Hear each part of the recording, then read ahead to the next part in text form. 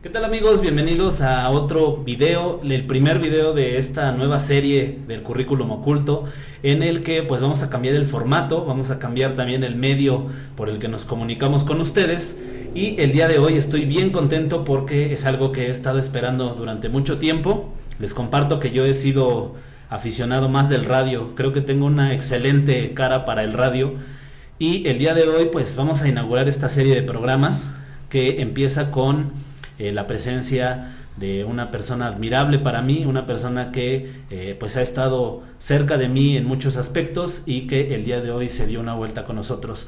Maestra Yuriko San Martín Román, bienvenida, muy buenas tardes, noches, días. Muy buenas tardes, mi querido Ituriel, ¿cómo estás? Muy bien. Yo muy contenta, muy feliz por esta oportunidad. Hoy en el discurso que estamos manejando, ¿no? En la visión de la inclusión, pues me siento muy complacida por esta práctica de inclusión. Muchas gracias por pensar en mí y segurísima estoy que te va a ir bastante bien. Muchísimas gracias, con la madrina de lujo que tenemos hoy. Así es, comprometida. No podrá ser diferente. Además hay testigos presenciales en el que vamos a establecer que así será. Claro te va que a ir sí. muy bien. Primero, y aprovechando el título de madrina que le acabo de dar hace un momento, quiero agradecerle porque estos proyectos de repente requieren de alguien que crea en ellos, y pues sin duda su colaboración es invaluable. Ojalá de verdad que las personas que vean este tipo de contenido pues también estén interesadas y estén involucradas en lo que nosotros vamos a decir, que seguramente será bastante.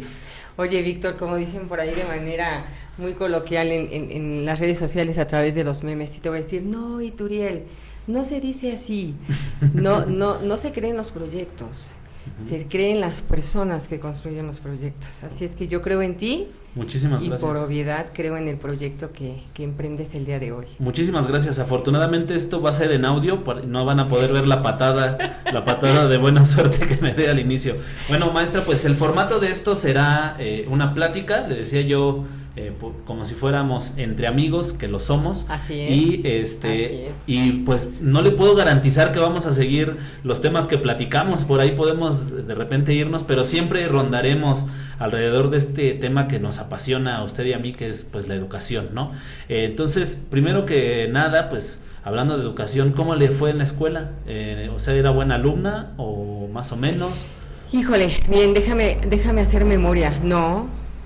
O sea, si partimos del hecho de qué ser, o más bien, mejor habría que preguntarnos, ¿no? ¿Qué es ser buena estudiante? Me preguntabas cómo me fue.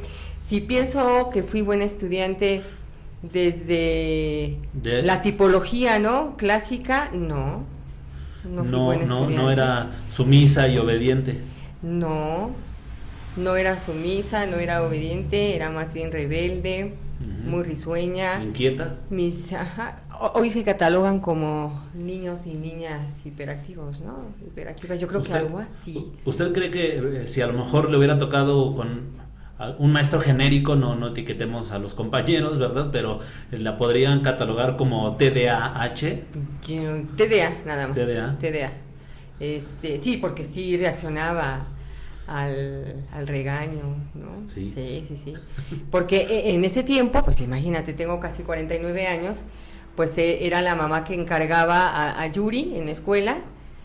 Mi madre también fue docente y pues yo estudiaba en la escuela donde ella trabajaba, entonces llevaba con el profe y le encargo a Yuri, y si no, pues le da y pues el maestro me daba, y cuando le daba la queja pues ya me había dado el maestro, y en la casa pues me daba la mamá, ¿no? Otra repasada. Así es, otra repasada. Sí. Pero en términos generales, Víctor, yo puedo reconocer que tuve la oportunidad de poder sentirme completamente satisfecha en esta visión académica cuando yo estaba en el bachillerato. Sí. Con una maestra de literatura, lamentablemente no recuerdo su nombre, cuando por vez primera leyó unos poemas y un ensayo que nos dejó en ese tiempo, y me puso pues MB, ¿no? De muy bien, y me sentí muy motivada. ¿Recuerda qué poema era? No recuerdo. Pero sí, mi tema favorito en los poemas siempre va a ser el amor. El amor siempre. Romántica. Mucho, bastante romántica. Qué bonito. Siempre he escrito poemas, aunque cuando los comparto a veces no los entienden, pero Bastante bien, ¿no? O sea, yo me siento muy satisfecha. Por supuesto que no tengo los elementos propios de la literatura para construir un poema profesionalmente hablando, pero... Bueno, ahora ya hay una corriente que le llaman la poesía libre, ¿no? Así que es. ya no se ciñe tanto a los esquemas de la métrica y la rítmica que tenía la poesía clásica. Aunque existe esa línea, ese sendero literario, sí existen reglas, existen normas, ¿no? Como en todo, como en toda nuestra vida. Claro. Para poder construir. Sería interesante, yo no sabía esta parte de usted, me gustaría leer algo de lo que escriba. Uy, tengo muchos, pero muchos, y muchos de ellos están guardados seguramente en los baúles a la usanza de las abuelitas. Sí, tengo muchos. Sería A mis hijos de manera recurrente siempre les escribo. Y decirte que hace muchos años, allá como cuando yo tenía 20 años, tuve la oportunidad de hacer examen a la UNAM, uh-huh, en la Facultad de Filosofía y Letras. Tuve la oportunidad de cursar el primer semestre e iniciar el segundo en literatura española, en la Facultad de Filosofía en Ciudad Universitaria. Pues ya para ese tiempo yo era mamá y pues habría que mantener al pequeño. ¿Y es una ávida lectora? ¿Hay algo que le guste leer por placer, no por trabajo? Sí, Gabriel García Márquez, por ejemplo. ¿Es su autor favorito? Autor favorito en novelas, claro. Yo siempre yo creo que el discurso nos define, ¿no? Que el discurso nos hace ver, pues, en la riqueza del léxico de una persona, pues nos deja ver su cultura, su pensamiento, ¿no? Y yo siempre que he tenido la fortuna de platicar con usted, eso es algo que yo he notado mucho y ahora pues me hace mucho sentido que haya estudiado casi un año, ¿no? En la Facultad de Filosofía y Letras. En la primaria ¿fue de la escolta? ¿Algo por el estilo? No. ¿La excelencia académica? No, justamente ya lo platicamos, no. Sí. No fui una alumna sobresaliente, pero obtenía buenas notas. Pudiéramos establecer que era una alumna regular, ¿no? Ya. Pero sí, siempre preocupada por sacar buenas notas, porque ya sabía cómo me iba a ir, ¿no? Con el maestro y con la mamá. ¿Tiene algún maestro de esa época o de alguna parte de su formación que recuerde con mucho cariño? A todos e incluso aquellos que pudieron dejar una marca de connotación de tristeza y de desaliento, ¿no? E incluso ellos, te voy a decir por qué, porque soy maestra igual que tú, soy docente igual que tú, y hoy nos corresponde enaltecer el papel del maestro, ¿no? Claro. En aquellos tiempos, bueno, la visión y los propios enfoques en las metodologías de la enseñanza eran distintos, y tal pareciera que era aceptable o bastante aceptable aquel maestro muy disciplinado, muy rudo, que jalaba las orejitas y golpeaba la mano, claro, ¿no? Pero en primera recuerdo a uno muy, muy especial, el maestro Bolívar, ¿cómo no?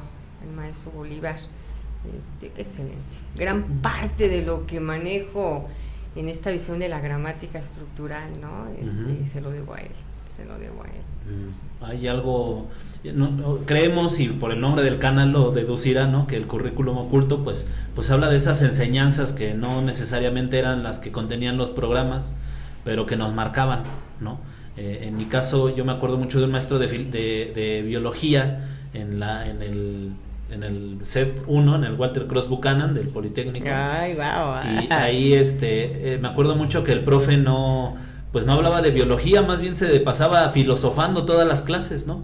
Entonces a mí me llamaba mucho la atención esa manera que él tenía de pensar, y la verdad no recuerdo qué exactamente daba en sus clases, pero me acuerdo de ese sentido crítico que tenía, ese sentido cuestionador que sin duda me definió para la vida. ¿A usted le pasó algo así? Sí, no en la primaria, no en la secundaria. También yo egresé del Colegio de Bachilleres número 10, que está ahí en el Metro Aeropuerto, sí, turno vespertino. Y sí, dos maestros de química, el maestro Polo y el maestro de apellido Espriella, que hoy se dedica a hacer libros de química también para el Colegio de Bachilleres, ¿verdad? Y fíjate que Espriella llegaba con ¿cómo se llaman esos aparatos que utilizamos en las escuelas cuando viene el sismo? megáfono. Ah, un megáfono. Llegaba con un megáfono y entraba y nos saludaba. Conocía los nombres de todos. Sí. Y siempre me decía, Yuriko, ya siéntate, por favor. Sí, pero si te hiciera una cosa, aprendí que había personas a quienes les interesabas, maestros, pero también aprendí química. Uh-huh. Y tengo 10. Tengo 10 en química. En segundo y tercer semestre de química. El maestro Polo también, ¿no? Un excelente didacta para enseñar química. Sí, muchos maestros que marcaron. Y ese buen resultado tenía que ver, quiero pensar en gran medida, con el compromiso del maestro o más con el diseño didáctico. Ahora tal vez lo podríamos cuestionar. Yo creo que sí, influye en muchas situaciones, Víctor, tú y yo lo sabemos. Una de ellas es el contexto familiar en el que creces. Claro. ¿No? El mismo deseo de saber por qué eres maestro, ¿no? ¿Por qué estás dando clase? Y la otra, hablabas del currículum oculto, justo así se llama tu canal, ¿no? Sí. Y Paulo, Henry Giroux, por ejemplo, es uno de los que habla del currículum oculto. Y más allá del currículum oculto está el currículum liberador. ¿Cómo liberas al otro? ¿No? ¿Cómo lo haces libre? En pensamiento, en palabra, ¿cómo lo haces libre? ¿Y cómo lo haces libre dentro de un entorno en el que pareciera que trata de homogenizarlo, ya que son lecciones claro, únicas para todos? Entonces, ¿cómo lo haces libre en ese contexto? Y es que el problema no es el currículum institucionalizado, eso lo sabemos, que es parte de una visión política educativa, sino el currículum liberador, lo que observas más allá de forma horizontal, vertical y transversal de ese currículum institucionalizado, ¿no? ¿Qué vamos a enseñar a los niños, los estudiantes? Para llegar a ese currículum liberador necesita que el docente se libere, claro, que el docente también rompa rompa la pared del aula, ¿no? Y la ventana del aula y deje entrar ese aire de libertad, claro, que pudiera ser pues poco controlable, tal vez para quien busca dentro de la docencia la autoridad. Así es. Fíjate, yo te decía de Henry Giroux porque, bueno, él trabaja en la visión de la escuela de Frankfurt, ¿no? Con la teoría crítica. Sí. Pero en América Latina tenemos, pues, un ejemplo extraordinario, Paulo Freire, ¿no? Claro. Y él tenía una premisa fundamental en toda su teoría liberadora de la educación. Y tú lo sabes también bastante bien. Dice que hay dos tipos de entes, o dos tipos de sujetos, o dos tipos de seres humanos. Los que están en el mundo y los que están con el mundo. Tú y yo y todos los docentes y todas las personas que seguramente siguen tu canal tienen esa visión crítica porque somos personas que estamos con el mundo, aquellos que queremos transformar la realidad que socialmente nos daña, ¿no? Claro. ¿Y qué hacía Paulo Freire aparte de alfabetizar? ¿Qué hacía Vygotsky aparte de enseñar? El construir sociedad. ¿Qué hacían? Claro. Motivaban. ¿Sale? Y decía que la persona más importante, Vygotsky, por ejemplo, decía que la persona más importante para favorecer el aprendizaje era un mediador. Sí. Hay muchos mediadores y nosotros somos mediadores. Entonces, si lo traspolas con la premisa fundamental de Paulo Freire de estar con el mundo, es eso, estar apasionado con el otro para enseñarle a que tendrá la oportunidad de expresarse libremente para transformar lo que le hace daño, ¿no? Claro. Es interesante cómo estos conceptos que estamos comentando para nada son exclusivos de un grupo cerrado de maestros, ¿no? Este libro, La pedagogía del oprimido, es lectura obligada en cualquier... En la licenciatura, cuando estudiamos claro, ¿no? Claro, es de lo básico. ¿Por qué considera que de repente los mismos docentes, usted y yo incluso, podríamos sí tal vez tener las mismas ideas, pero en el momento en que no logramos conceptualizarlas del mismo modo, pareciera que hay unidades dispersas de conocimiento? Sin embargo, pues en esto que yo creo que a lo mejor quien lo escuche podría decir, yo concuerdo con eso, pero tal vez él tiene otro nombre, ¿no? Tal vez él tiene otra referencia. ¿Y por qué considera que esta dificultad para conceptualizar no nos deja unirnos en unidades más grandes? Híjole, bastante bueno el planteamiento, canijo. Sí, me parece que hay muchos caminos en donde podemos ir haciendo este análisis y ser muy cuidadosos, porque seguramente nos van a escuchar muchos compañeros tuyos, docentes que te claro. siguen, pero también tenemos que decir las cosas con nombre y apellido como son. Me parece que una preposición fundamental es la parte de la formación, la historia de vida, ¿no? Independiente, o sea, ¿por qué Yuriko decidió ser maestra? ¿Por qué Ituriel está aquí siendo maestro? Y me parece que tiene que ver con la particular forma en que te enseñan, te educan, te informan desde casa, ¿no? Claro. Si en casa te permiten opinar, si en casa hay un proceso de diálogo, decíamos hace rato, ¿no? De entrar al aire, decíamos, bueno, pues es que también es darle oportunidad a los hijos de apoderarse de lo que quieren, de empoderarse además. Y posteriormente a esta parte de la formación de la vida individual, pues entonces ahí se van creando tus sueños, tus proyectos, lo que quieres hacer. Entonces yo no quería ser maestra, pero fui mamá muy joven. Y entonces yo le decía a mi mamá, yo quiero ser licenciada en literatura. Y me decía, sí, Yuriko, pero cuando tu hijo tenga hambre y tu hijo llore, no le vas a dar un trozo de libro para que se alimente. ¡Wow! Entonces imagínate, esos mediadores ahora llamados padres, claro, cómo también te forjan y te dicen, ¿es cierto? Y entonces mi madre me decía, te doy la oportunidad de ser maestra. Quiero que te vayas a la Universidad Pedagógica Nacional, mi alma mater, por supuesto. Y aquí estoy, ¿no? Entonces, ¿qué dije? Tengo una oportunidad de ser importante en la vida de mi hijo, así es que voy con todo. Y así fue. Como gordita en tobogán, dicen por ahí, ¿no? ¿Y en el camino encontró la vocación? Mi madre es maestra, era maestra, mi abuelo era maestro creado en la vida porque no tuvo estudios. Él estudió en la Academia de San Carlos, él era dibujante y era un dibujante muy bueno. Las hermanas de mi mamá, las dos fueron maestras, entonces teníamos como esa visión. Y mi madre, pues cuando teníamos oportunidad de visitarla, veíamos cómo apasionadamente daba clase. Entonces resulta, Víctor, que tengo un hermano casi mayor que es maestro y mi hermano menor que es maestro. Tengo un hermano que es psicólogo educativo y uno más que se desempeña en el sistema, es asistente de servicios, pero pues dije, de aquí soy, ¿no? Y lo que hay que hacer, hay que echarle muchísimas ganas. Y sí, descubrí que me gusta mucho la docencia, especialmente trabajar frente a un grupo de estudiantes y de estudiantas, me gusta mucho. ¿Tiene alguna edad de preferencia? ¿Algún nivel de primaria? No trabajaría con preescolares. No. No trabajaría con chicos de secundaria, pero a todo le entro, ¿eh? A mí me gustaría el nivel superior, siento que ahí hay también, un nivel de diálogo muy estimulante. Sin embargo, sí, la primaria se ha robado mi corazón. Pensaba yo un poquito en la visión de la educación básica a la que pertenecemos tú y yo, hoy básica y obligatoria, ¿no? El nivel básico. Pero sí, por supuesto, hemos tenido la oportunidad de dar algunas cátedras ahí en posgrado, y tú lo sabes bien, ¿no? Sí, También claro. La historia que nos une, claro, es muy similar, tu historia.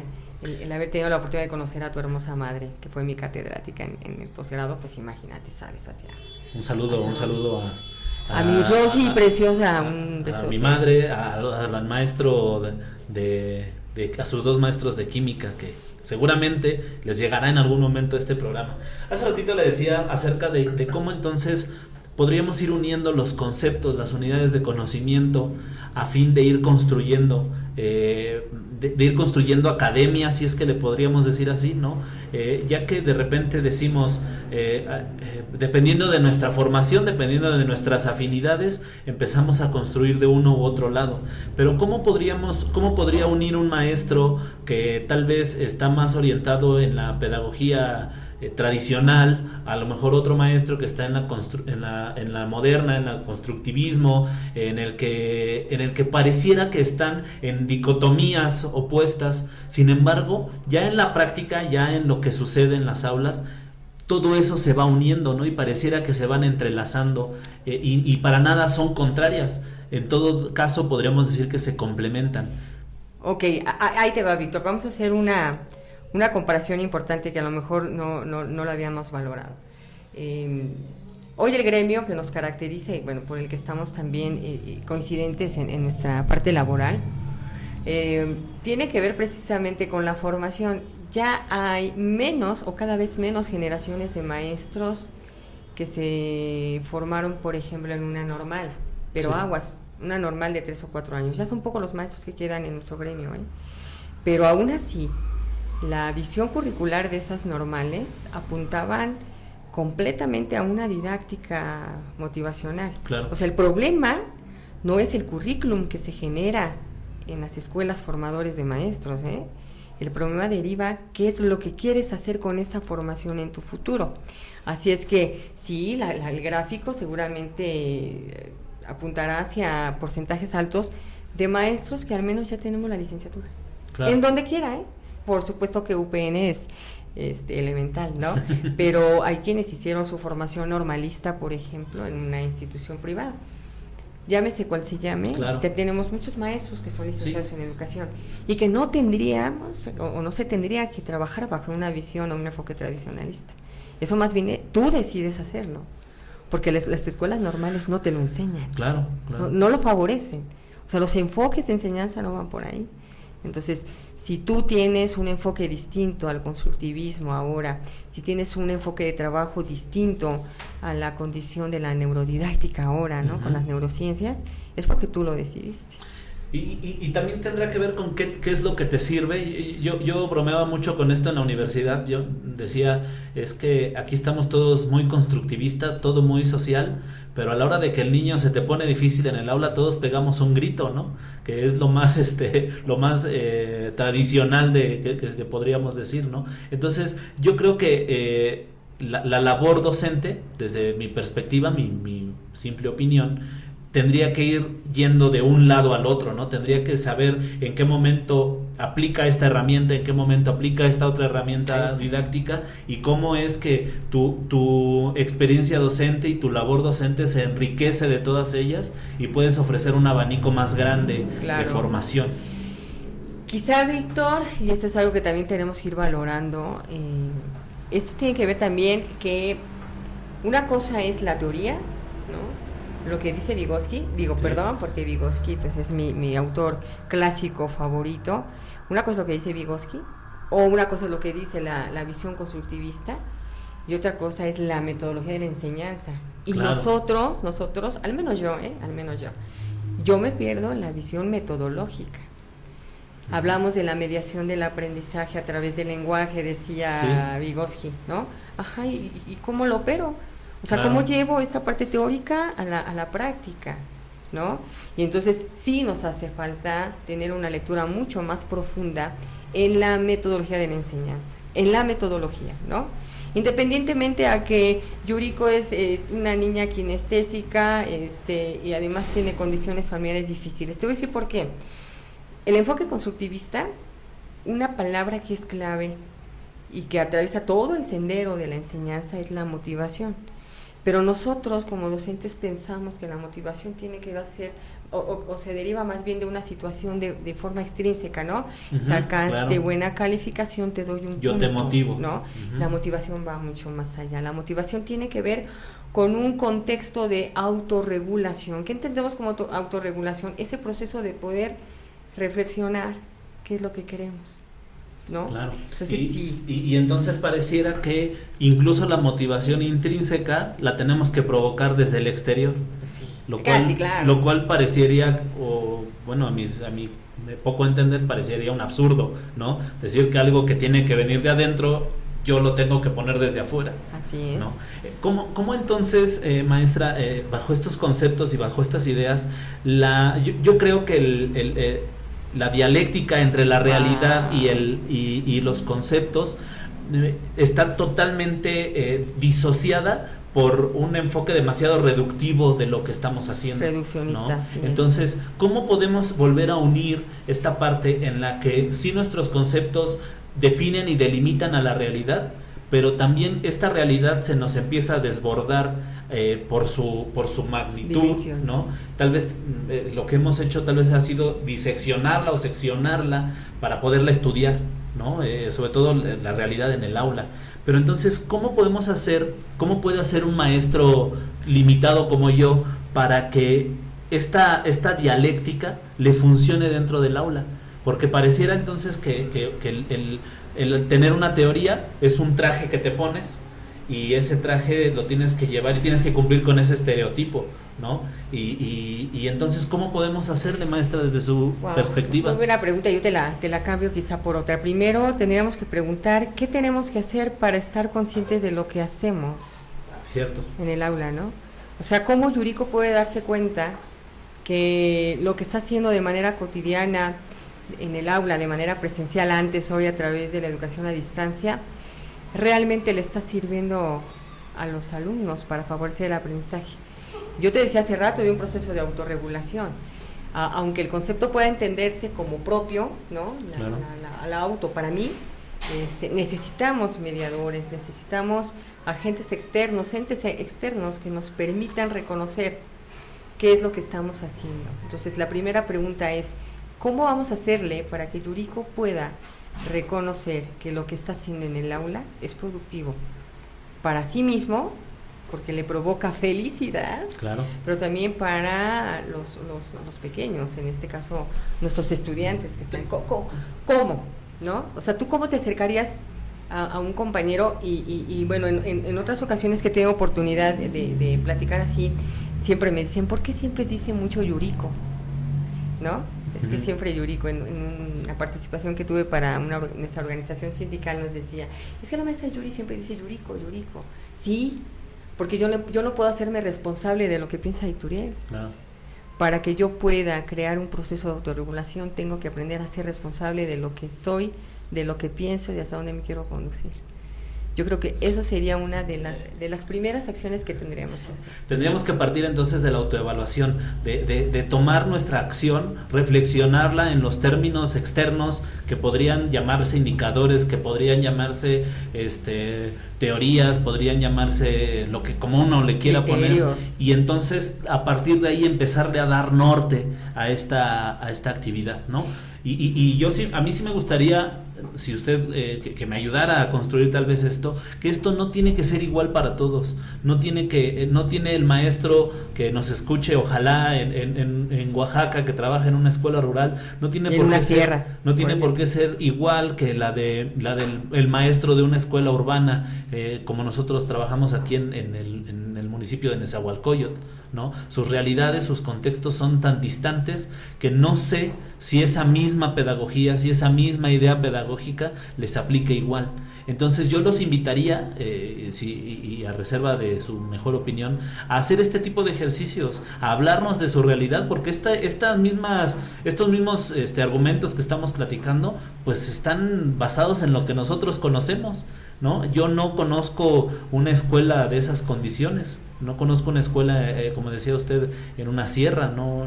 Entonces no podría yo hablar por ellos. Yo los invitaría a que si no quieren venir al currículum oculto, pues que generen una manera de expresar estas diferencias, porque solamente así vamos a poderlo construir, desde mi opinión. Así es. Fíjate, Ituriel, que el proceso de autorregulación, te decía hace rato, no se da aislado, se necesita de un mediador y poder reconocer el contexto, las condiciones, la situación en la que estás inserto. Tú y yo estamos en una situación bastante acomodada, claro, ¿no? Si los niños hoy en la educación a distancia se conectan, no es gracias a ti, claro, es gracias a las condiciones económicas de la familia. ¿Por qué? Porque pueden que los alumnos, tus estudiantes te amen, pero si las condiciones no te dan para eso, la obligación de llegar a tus alumnos es tuya en una educación a distancia. Y ahora en una educación presencial, la obligación es tuya de llegar a los corazones de cada estudiante. Entonces, justamente es eso, poder reconocer en qué contexto estás, en qué situación estás. ¿Tú estás acomodado y tus alumnos? Sí, claro. ¿Tú estás bien y ellos? ¿No? Entonces, me parece que este proceso de autorregulación es además gradual, ¿no? No se va a dar con esta charla y al día siguiente que nos escuche en currículum oculto, pues ya se crea un proceso de valoración, de autovaloración. Autorregulación también puede ser tomada como esta parte de la reflexión de lo que haces. Sí. ¿No? Sí. Pero sí necesitas una mediación. Ya hablamos de que es un problema de formación inicial de vida, podemos hablar que también es un problema de formación profesional, ¿no? Pero ahora nosotros estamos en una entidad llamada escuela. ¿no? Y tú y yo lo sabemos, conocemos los consejos técnicos escolares. ¿Qué tanto Ituriel puede favorecer en un consejo técnico escolar si se dimensiona en la justa, en el justo propósito de un consejo? Pues las redes de colaboración. Claro. ¿No? Entonces, ¿cómo puedes hacer para ayudar al otro? No a decirle que está mal, ¿eh? Claro, claro. Siempre tenemos, perdón, Víctor, Sí, siempre sí, tenemos sí. que ser muy, muy cuidadosos. La práctica de todos los docentes tiene que ser asumida bajo el criterio del respeto, siempre, el compromiso, la afinidad, porque Claro. venimos del origen. Y hay que fomentar estos dos palabras, estos dos conceptos que le traía yo justo como otro tema de plática, que es acerca del discurso y del debate profesional. No que caigamos en la crítica a la persona, pero sí en el debate en el que podemos disentir. Usted puede tener unas ideas, puedo yo tener otras. Afortunadamente, gracias a la vida, como dijeran los trovadores, pues tenemos muchos en común. Pero si no fueran así, también se valdría que nos sentáramos y que dijéramos: yo pienso esto y yo creo esto, y a partir de esta apertura y esta autorregulación podamos ir construyendo Claro. entre su postura y la mía una que nos sintetice a los dos. Me voy a robar por ahí esa idea, ¿no? De la síntesis, la tesis, la antítesis y la síntesis, ¿no? Entonces, ¿por qué no podemos lanzar esta parte en la que los docentes, no solo mexicanos, cualquier docente pueda decir algo, pueda decir lo que opina, y a partir del diálogo y a partir del debate sano, por eso le puse ahí profesional, pues entonces podamos construir una verdadera práctica pedagógica, ¿no? El debate en sí mismo, pues es completamente académico. Que se desvirtúe con algunos políticos por ahí, pues ya es otra cosa. Pero, Claro. pero sí, la entidad en la que estás. Tú estás en una escuela, tienes compañeros, tienes un directivo, y me parece que dice Carol M. Tomlinson, quien habla de la educación inclusiva, dice: es que todos los maestros lo hacen bien, Claro. pero hay quienes lo hacen mucho mejor. Entonces, esos quienes lo hacen mucho mejor, y me regreso a la teoría vigosquiana, son los mediadores, los que van a ayudar al otro en una condición de observación, de diálogo. Si no hay eso, si no hay cómo comprobar lo que estás haciendo en el aula, y no en un sentido peyorativo, ni en un sentido punitivo o de prejuicio, sino de poder decir: este es el tópico que que es susceptible al aprendizaje, Claro. pero ¿cómo lo vas a hacer para que sea significativo en la vida cotidiana del niño, ¿no? Y me parece que ese es el meollo principal, y ese es el talón de Aquiles que tenemos muchos maestros, ¿no? Yo, a mis 27 años de servicio, aún tengo dificultad en reconocer para qué le sirve un tópico curricular, un tema específico, un contenido a nuestros estudiantes en la vida cotidiana. Me parece que es ahí donde tenemos que ir haciendo esta visión toral. Es ahí, ese es lo toral, ¿no? Claro. Las escuelas, pues ya vimos que es un problema individual. Yo no quería ser maestra, sin embargo soy maestra. Pues es que en la normal o en la UPN nunca me enseñaron, pero pues ya tengo mi clave, ya estoy trabajando. Entonces, ¿no? ¿Cómo tendríamos que hacerlo? Yo leí por ahí que no recuerdo el autor, espero no ser injusto con él si nos escucha, pero decían que un buen maestro también tiene que ofrecer una variedad de experiencias a los alumnos, Claro. ¿no? Una variedad de situaciones en las que incluso prácticamente desde su anecdotario particular él pueda ejemplificar, ¿no? Claro. El haber vivido una vida plena, el haber vivido una vida rica en experiencias, también te permite ser un mejor docente. Claro. ¿Cómo entonces estas situaciones nos pueden servir en el aula? Lo que usted comenta, yo tal vez no pensaba, no soñaba ser maestra de niña, no me levantaba jugando a la maestra, y cómo estas situaciones nos pueden colocar o nos pueden servir de herramienta dentro del aula, yéndonos un poquito a esta parte del aprendizaje situado, que tiene que ver pues con las situaciones que se generan y cómo el docente como mediador las empieza a construir con sus alumnos. Claro.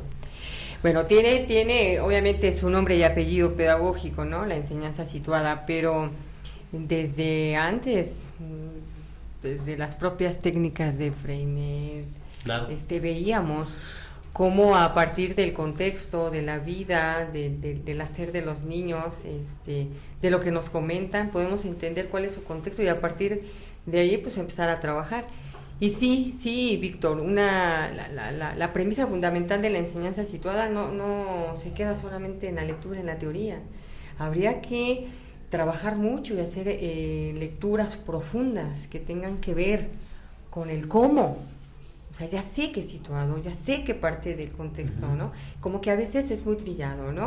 El niño tiene que reflexionar, construir, el niño tenemos que partir del contexto cotidiano. Ok, ¿ya sabes cuál es el contexto de los niños? Híjole, es complicadísimo. Justo tenía esta plática del contexto. Vamos a tomar esa rama un momentito. Yo había dicho, porque así entendí en la universidad, que el contexto tenía que ver con un lugar y un tiempo determinado, ¿no? Entonces el contexto en el que se escribió la pedagogía del oprimido no es el contexto, porque podríamos estar en Brasil, pero ya no estamos en el mismo tiempo. Ya no estamos. Y le decía yo el otro día a mi interlocutora favorita, ¿no?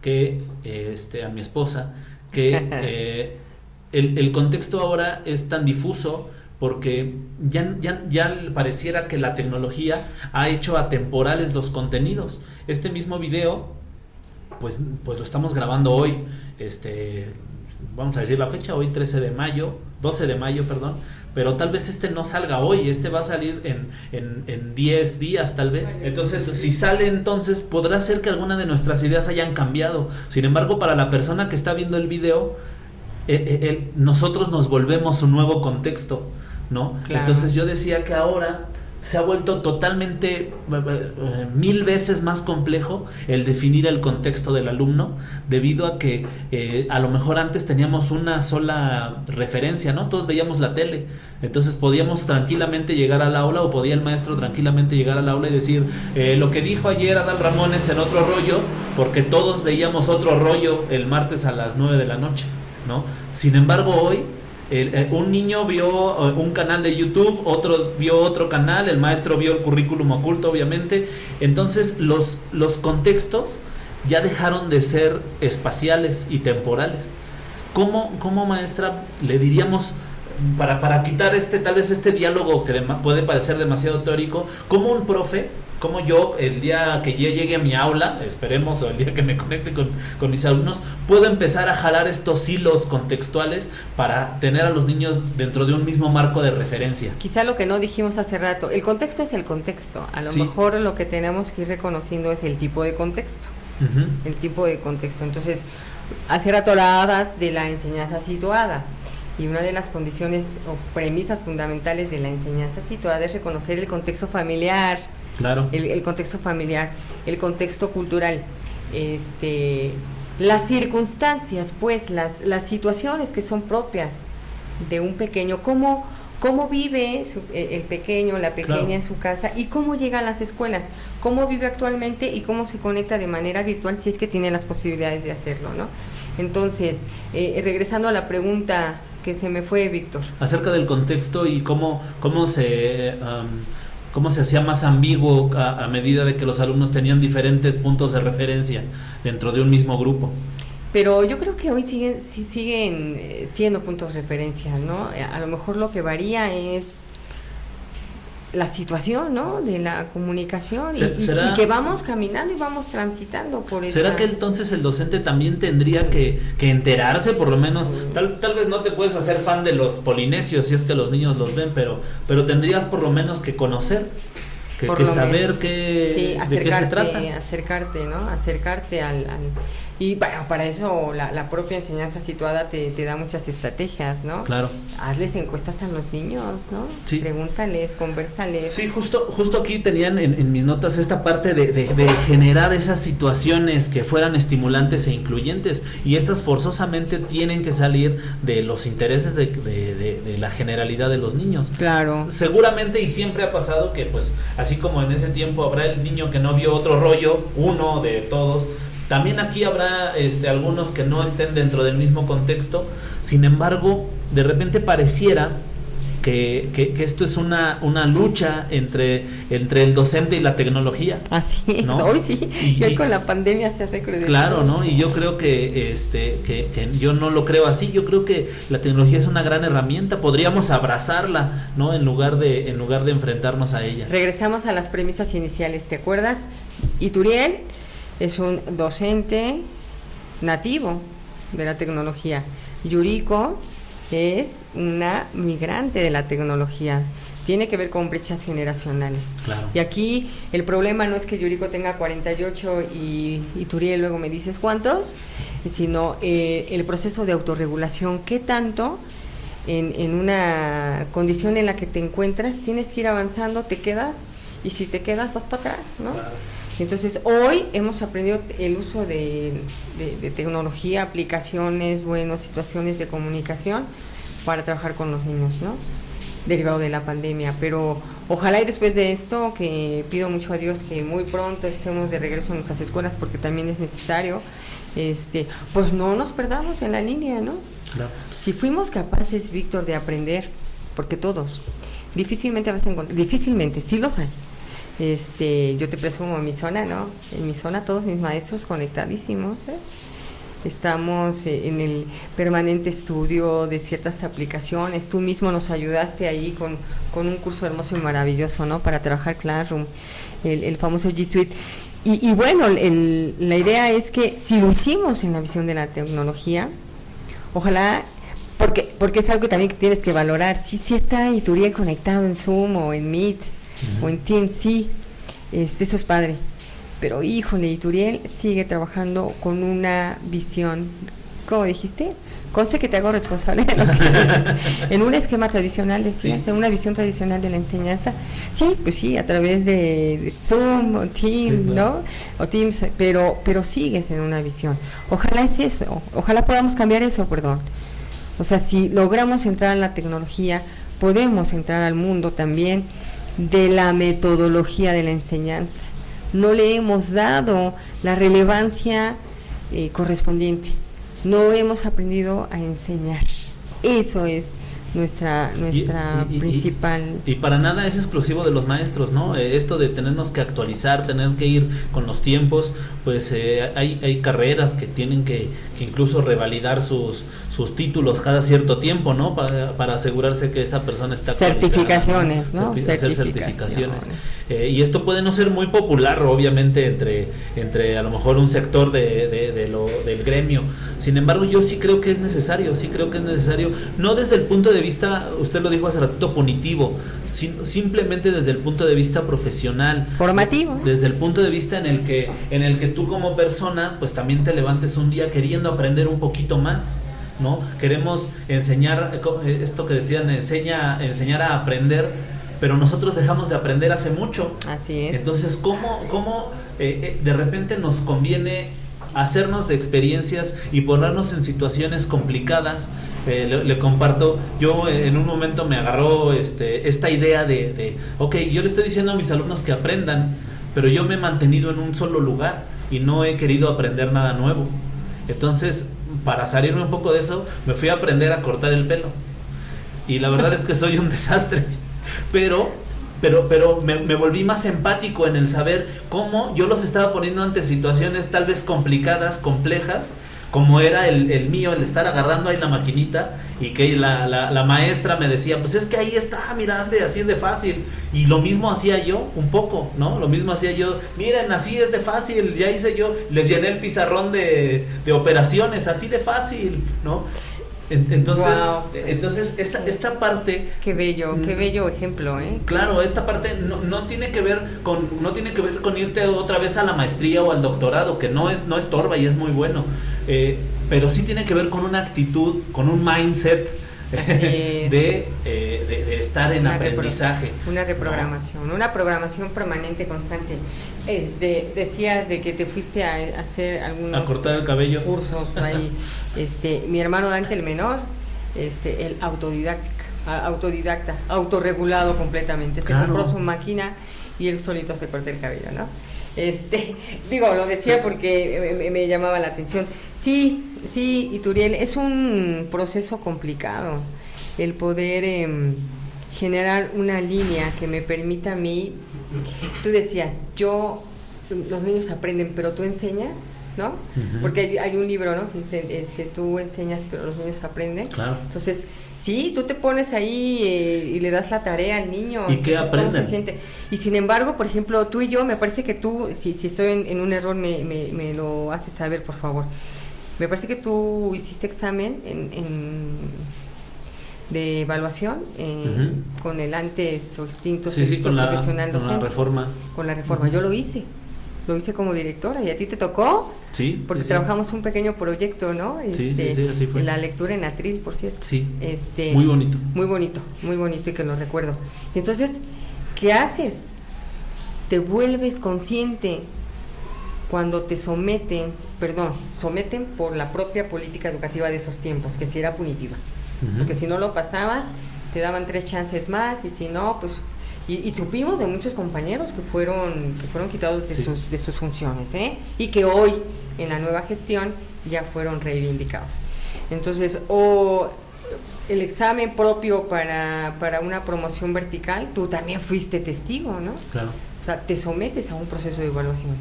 Y nosotros como docentes tenemos que cuidar ese proceso. No es la educación, la enseñanza, el aprendizaje en sí mismo, no debe ser una condición de presión ni de sometimiento, ¿no? Ujú. Tiene que ser de liberación.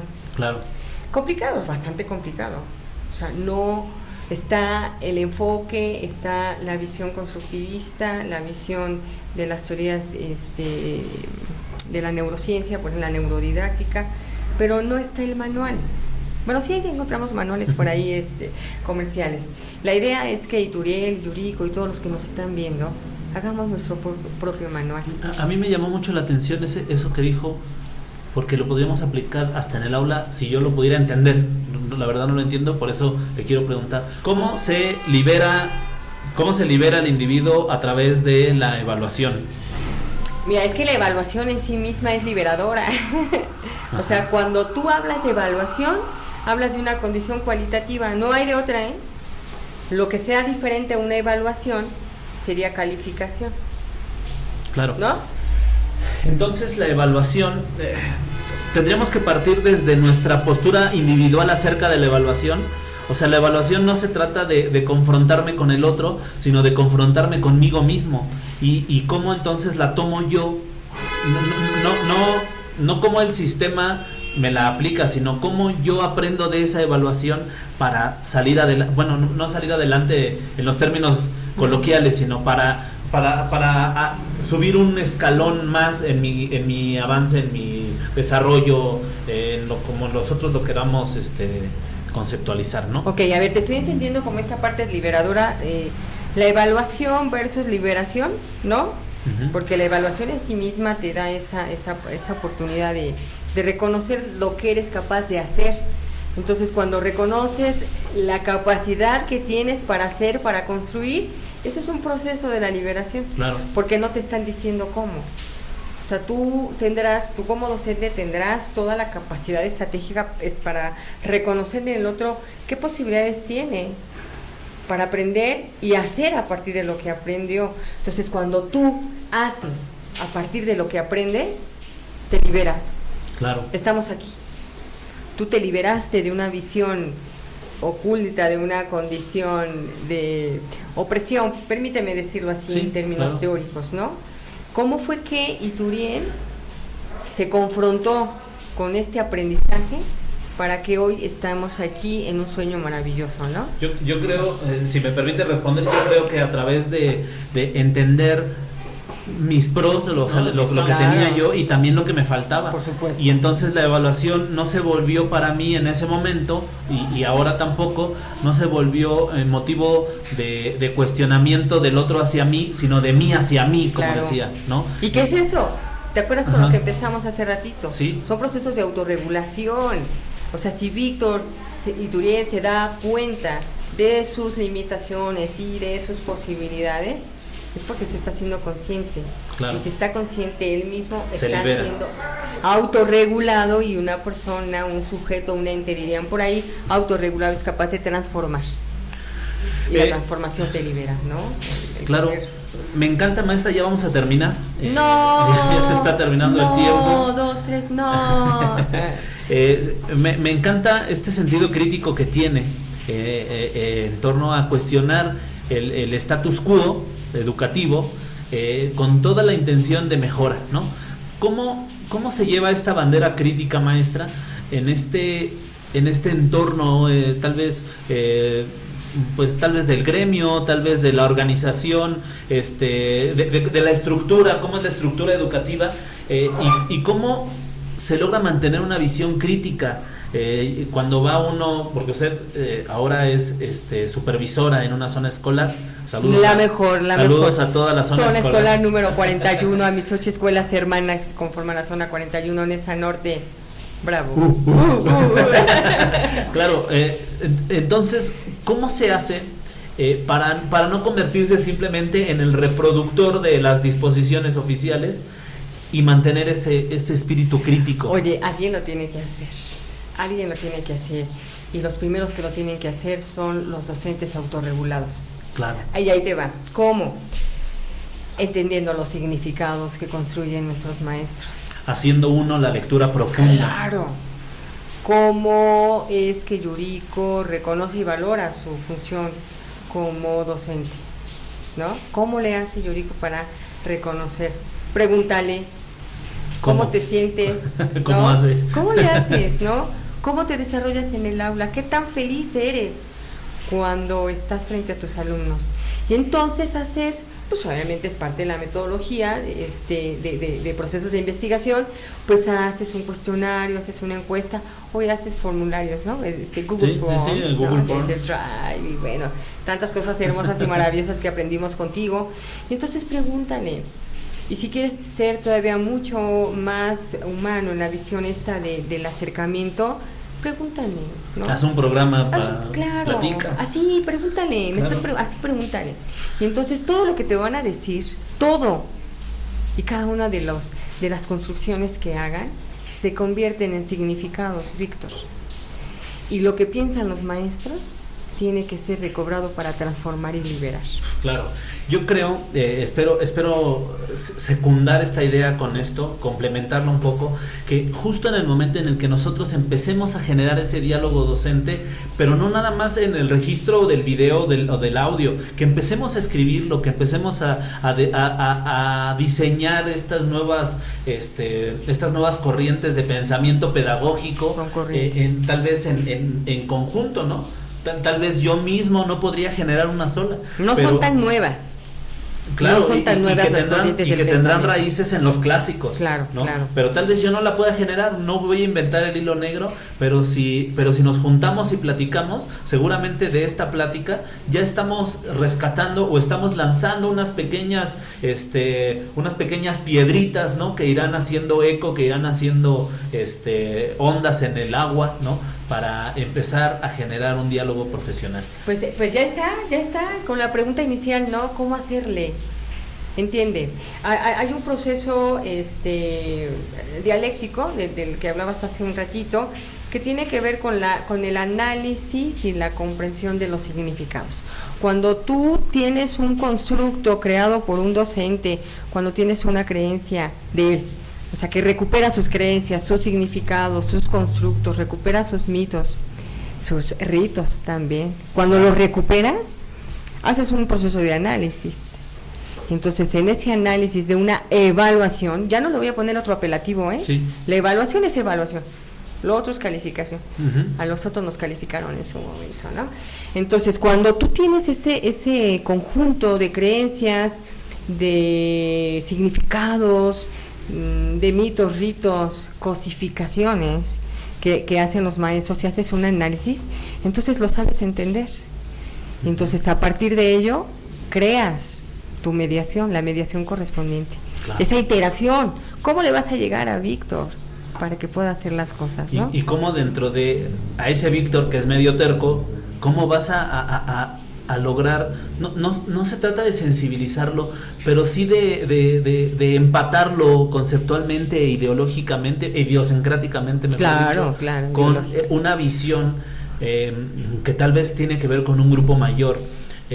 Sería bueno tal vez que esta construcción de las visiones y las misiones en las escuelas también se permearan a las comunidades escolares, ¿no? Y que de este modo el director de escuela junto con su colectivo docente empiecen a crear una visión conjunta que tendrá obviamente que estar alineada con las disposiciones oficiales, claro, pero que le den identidad y que le den un significado nuevo a todo ese entorno. Te voy a poner un ejemplo, yo sé que estamos ya con el tiempo, te voy a poner un ejemplo.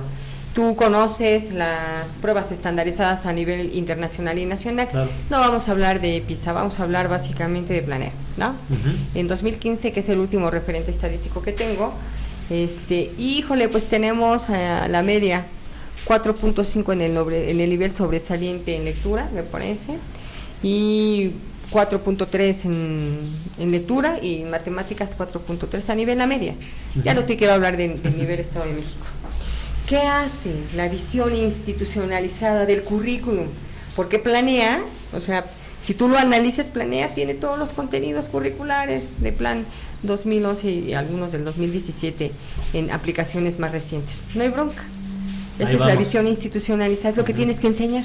Claro. No te dicen cómo, por eso eres maestro. A mí no me preguntes cómo. O sea, si tú me dices, si yo te pregunto como maestra, Víctor, ¿cómo enseño la proporcionalidad? No sé, Yuriko, pues tú eres la maestra, ¿no? Sí. Ese es, ya lo habíamos dicho, sí, es el talón de Aquiles.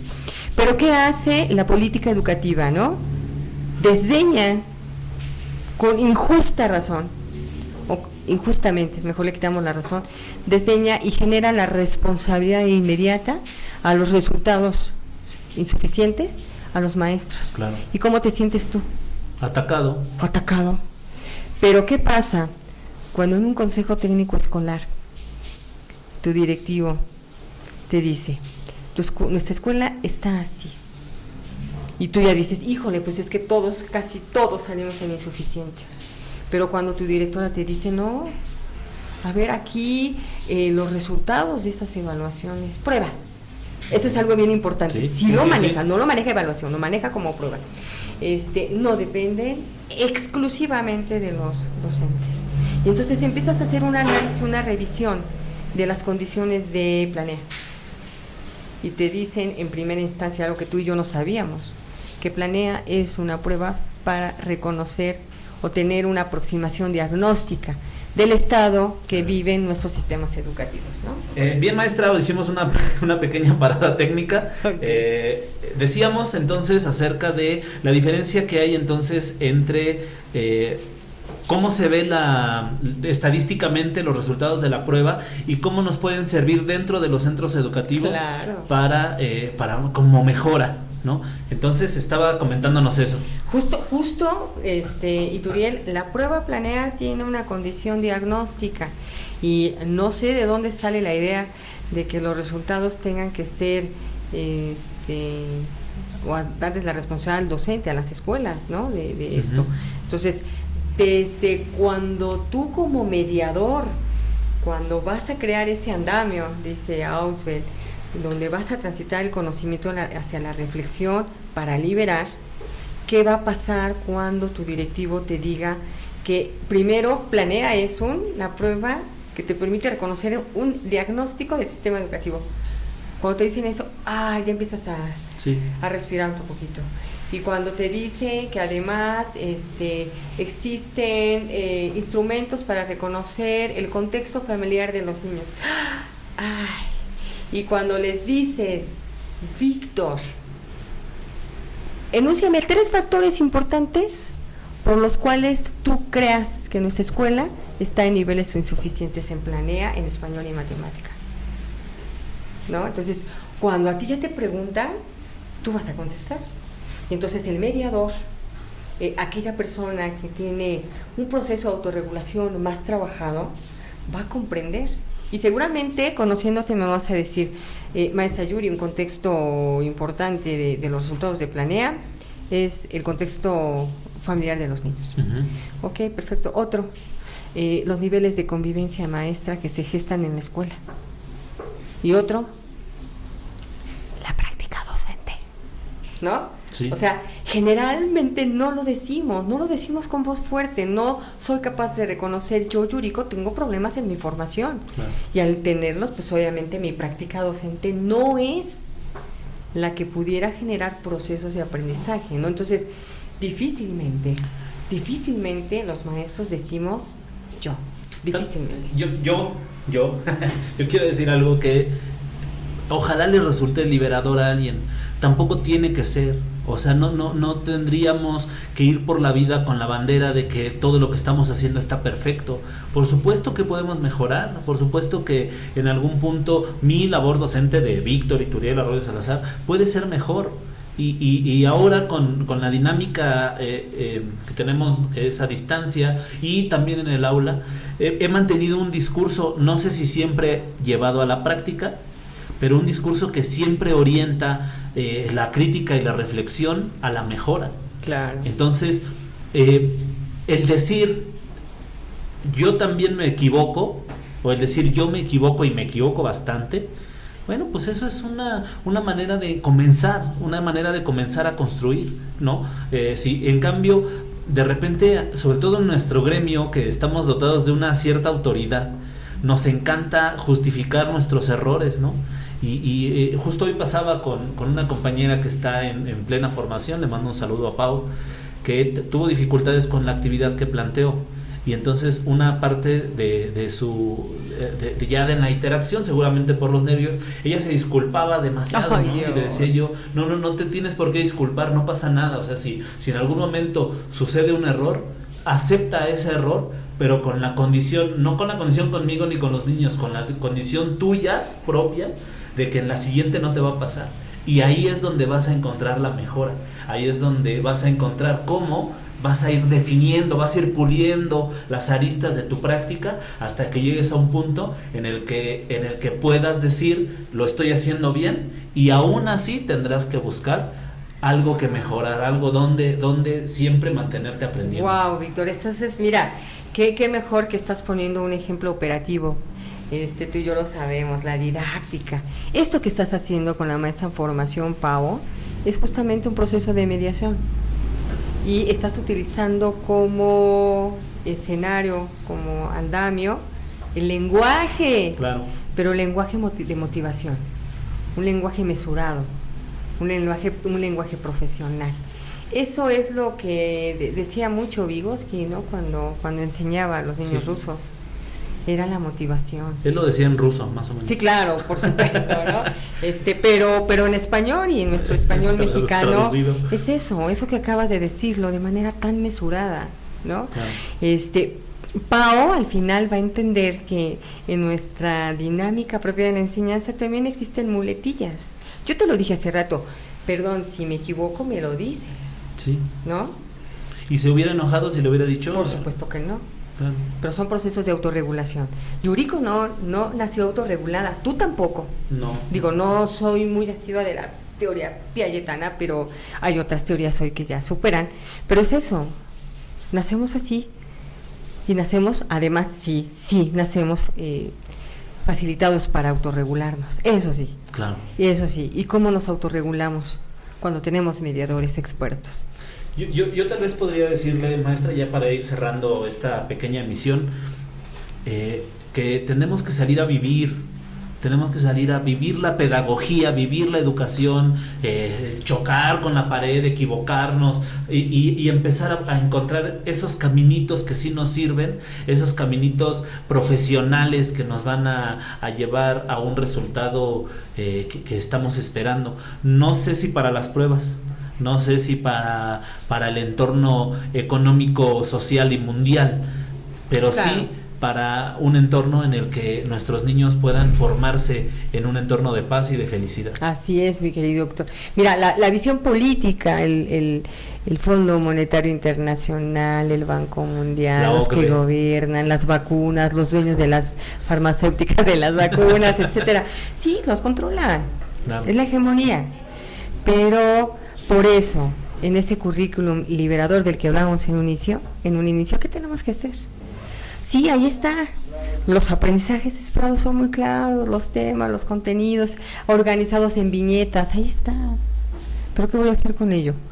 ¿Cómo voy a hacer para que eso pueda serle útil a mi estudiante? ¿No? Claro, y cómo dentro de todo eso, dentro de ese entramado, apenas hicieron, platicando con una persona, un canadiense, me dijo esta analogía, no sé si usted la conozca, pero se me hizo muy interesante en esto. De repente dice él, uno pone el tiempo, nuestro día, decía él, que es como un bowl donde tenemos que llenarlo con piedras, ¿no? Entonces, si tú te traes un tabique grandote, pues lo pones y llenaste la mayor parte, pero aún así quedan espacios que no alcanza a llenar y no puedes traer otro del mismo tamaño porque ya no cabe, entonces tienes que traer otros más pequeñitos y aún así quedan espacios y tienes que, hasta que llegas a traer arena muy finita, ¿no? Exacto. Entonces, ¿cómo dentro de ese entramado que podríamos decir las piedras grandes caben nuestras ideas y caben nuestra manera de ver el mundo? Y cómo aún así dentro de ese currículum oficial cabe, no es spot, cabe el currículum oculto, ¿no? Claro. Cómo yo puedo, y lo hacemos todo el tiempo, sembramos ideas, sembramos la ideología y nosotros sembramos la idiosincrasia. Así es. Fíjate que se me ocurrió ahorita que dijiste currículum oculto, pues yo creo que te voy a hacer la competencia y voy a crear un canal de YouTube que diga el currículum liberado. Porque eso es justamente hacia donde queremos llegar, claro, ¿no? ¿Qué es lo que pasa en las escuelas? ¿Qué pasa con las relaciones con nuestros estudiantes? Eso es lo que te pide el currículum liberador. Así es que sí, hay dos tareas. El papel que tiene Víctor Ituriel como docente, como mediador, ya te descubrí que eres mediador, ya lo sabía desde hace mucho, ahorita porque estamos grabando. Son dos tareas fundamentales, Víctor, y estoy segura que quienes nos escuchan, habrá quienes obviamente nos den un like y habrá quienes no lo hagan, nos den un dislike, pero sí, tenemos que trabajar por la autorregulación como docente en mi práctica directa con los estudiantes y de forma adicional, ¿cómo lo voy a hacer en el contexto de mi colectivo de trabajo con mis compañeros, ¿no? Claro. Con un lenguaje mesurado, respetuoso, siempre comprometido, reconociendo las posibilidades del otro, reconociendo más las posibilidades del otro. Cuando tú encuentras las posibilidades del otro, imagínate. Y explotando. Tus hijos se vuelven exitosos. Bueno, maestra Yuri, yo le agradezco mucho, y para no entrar en personaje a través de voltear a ver para allá y hacer esta grosería de no ver al invitado, pues yo quiero invitar a usted y a todos, ¿no?, a que vengan a este pequeño espacio. Nos tenemos que ajustar, que agendar, como lo hicimos a lo largo de esta semana, y también a los que no opinen como nosotros, a venir y decir lo que piensan. La idea de este programa, de este espacio, es que podamos platicar. Por ahí dice quiero decirle colega, porque él también hace podcast muy exitosos, que en este entorno, en un entorno tan polarizado, el diálogo es una manera de resistencia, ¿no? Entonces, pues no tienen que pensar como yo, no tienen que pensar como la maestra Yuri, tienen que pensar, y dejémoslo ahí. Y si no les gusta, si en los comentarios ahí nos ponen que no sabemos ni de lo que hablamos o que estamos mal, en lugar de ponerles algún comentario ofensivo, los voy a invitar a que vengan y que nos platiquen también sus ideas. Claro. ¿No? Sería interesante hacer ese ejercicio. Sí. El siguiente paso de un diálogo es la conversación liberada, ¿no? Claro. Responsable. la comunicación responsable, ¿no? Así es que, pues yo muy contenta, muy feliz, muy complacida, en primera instancia por haber sido la pionera, la que te dio, bueno, más bien tú me diste la oportunidad de estar aquí. Yo me siento muy complacida, una hermosa consideración de tu parte, una deferencia de todo un caballero que además eres. Muchísimas gracias. Y pues aquí estamos, mi querido Víctor. Muchísimas gracias, maestra. Ahorita que decías del contenedor, ¿no? Y que tenemos que aprender a llenar todo. Yo tengo una frase, no es mía, es de Miriam, una compañera del amado Nervo. Hermosa mi niña, en una estrategia hermosa que denominamos desde la zona conversatorio. Cuando ella nos hablaba y porque yo le preguntaba y ella me contestaba, entonces me decía, no maestra, en esta educación a distancia con el confinamiento derivado de la pandemia, aquí no nos queda de otra más que voltear la molleja, ¿no? Entonces esta analogía y metáfora tan hermosa que hacías, pues yo te lo digo en una expresión muy coloquial, hay que voltear la molleja, hay que hacer todo lo posible para aprender a ser personas conscientes y realmente liberadas, ¿no? No, pues yo creo que es la mejor manera de cerrar esto. Le agradezco mucho, maestra Yuri, espero le haya gustado la experiencia. Me encantó, mijo. Sabes que te quiero mucho. Está usted preinvitada y preconsiderada para las veces que usted quiera venir. No, las mismas que tú me convoques. Aquí estaremos. Sería padre. Y pensando en un rollo también de carácter socioemocional, ¿no? Claro, claro. También. Yo creo, maestra, que por supuesto nos hicieron falta muchísimas cosas, ¿no? Que podríamos abordar desde muchos ángulos, pero que eso le va a dar lugar a otras personas, a traer nuevas ideas, a traer otras cosas. Por ahí traemos maestros que se dedican al arte dentro de la educación, maestros de idiomas, maestros hasta de deportes que van a traer a compartirnos algunas cosas y que ojalá pues usted y las personas que nos estén escuchando sigan al pendiente de estos programas. Pues, muchísimas gracias. Éxito para tu currículum oculto. Muchísimas gracias. Cuídense mucho. Yo te auguro éxito. Muchas gracias, maestra. Cuídense mucho, pórtense mal y nos vemos la semana que viene. Así dices. Bye. Oh.